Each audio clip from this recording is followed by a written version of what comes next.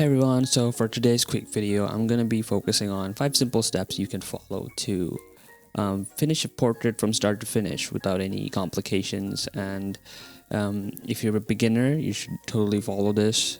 You can paint it however you want, but this is how I generally do it when I'm really not feeling very creative or like very stuck. So if I just follow these 5 simple rules, things generally turn out okay.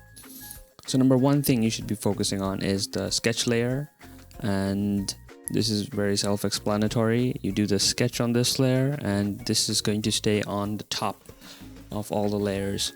And under there, the second step is you're gonna take a base color layer, which is going to be filling out your character and leaving all the space out. So fill the entire sketch layer with the base colors, so you have to block in a solid color, no shading just yet, just solid colors just to fill that silhouette up.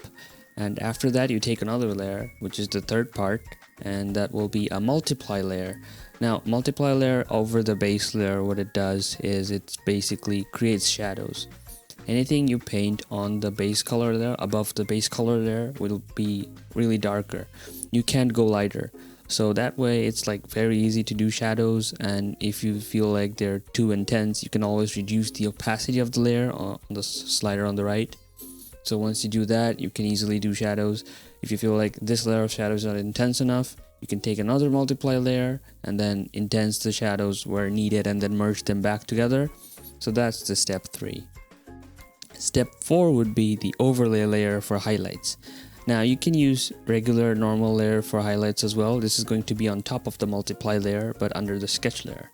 So what you're gonna want to do is overlay. What it does is it basically creates some tonal shifts that normally normal layers wouldn't do. So if you pick a skin tone and do the overlay layer on top of it, it'll create like a natural highlight kind of color shifts, which is generally nicer, and it's easier and simpler to go through. And once you've done your base color, applied shadow on top of them, and then have put highlights on, take another layer, but this one's going to be on top of the sketch layer. So what you're gonna want to do in this stage is like remove all the parts where you don't really need the black sketch lines. For human skin and portraits, only the black areas you should be focusing on is the eyelashes, the eyebrows, and then the nostrils, and then both corners of the mouth line. Those are primarily purely black. The hair as well, if you're painting black hair. Other than that, without any harsh shadows, it shouldn't be completely black. So you can erase that. You can color the line art layer to adjust, and then finally just use the final layer to color on top of everything else just to polish it out. Hope that helps, and I'll see you on to the next video. Bye bye.